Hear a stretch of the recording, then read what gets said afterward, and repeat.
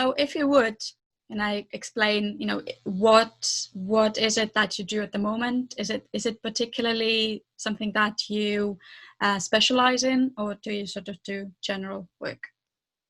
Yeah, well, I specialise in anxiety, but I do all sorts really. As I'm sure many Questies do, it's a case of everybody is an individual with all of their stuff going on. So I advertised that I specialise in anxiety and all that encompasses. So PTSD, OCD, panic attacks, all of those sorts of feelings.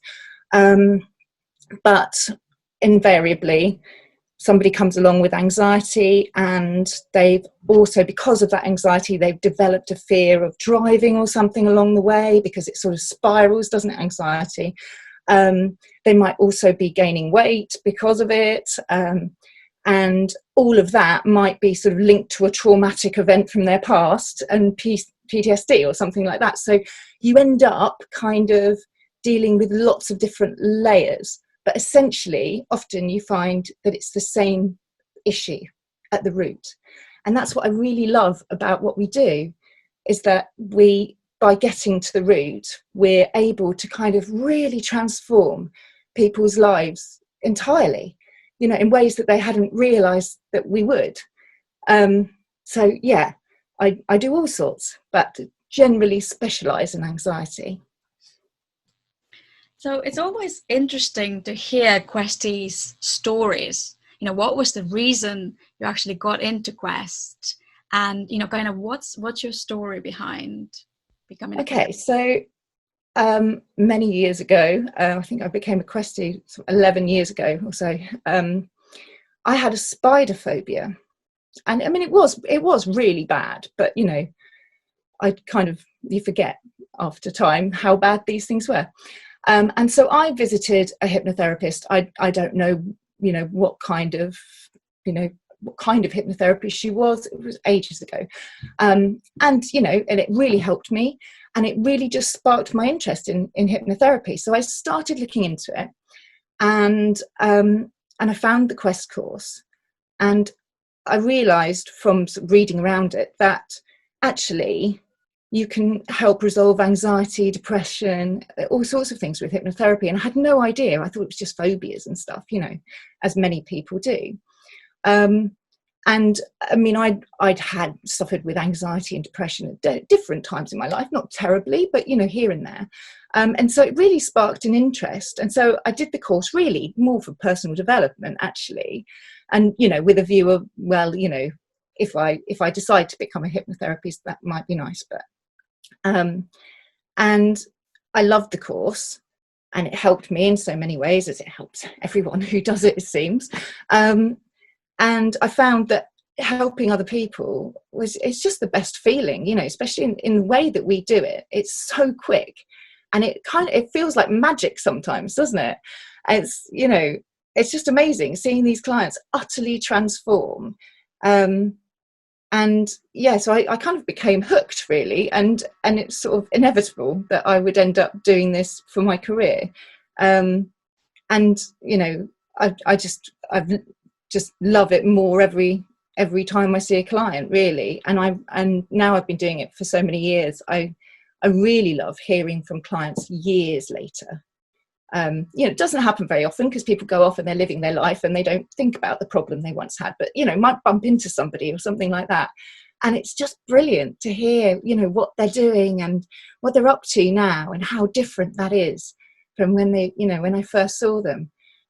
So yeah, I think I'm just pretty addicted to it, really.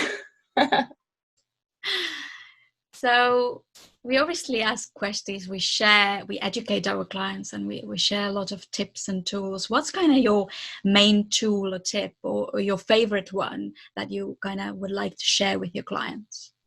Okay. Well, like you say, there are so many that we share with our clients all the time, and a lot of the time it's very sort of individual. But I thought that I would share with you something that I've sort of learned just in sort of recent years, and it's just so simple. I thought it would be nice to share. And this is for diffusing anger or frustration. And it's called willing hands. Ignore the name. Like with many of these techniques, the names are a bit odd. But anyway, basically, so if you are feeling angry or frustrated, as a lot of us have been recently, being cooped up with the same people for so long, as much as you love them, it's been difficult.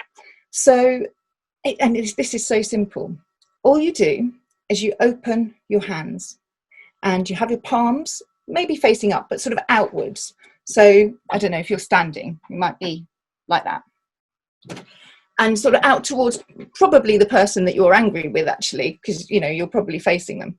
You don't need to do it in a really obvious way, just sort of down by the side of your legs. And that's it. And it's really bizarre. I think it's when we're angry, we kind of get defensive, don't we? And we clench our fists and we kind of turn inwards. You just have to think about when you're angry, you kind of, and everything comes in. And so by being physically open, you're sending your brain a message that everything's okay, I am calm. And that doesn't really compute because, I thought I was angry. And like with so many of our tools that we're able to teach clients, it's sort of a doesn't compute situation, and you can kind of override it. And so it's so simple, but it's not something that we would naturally do at all. We would do exactly the opposite.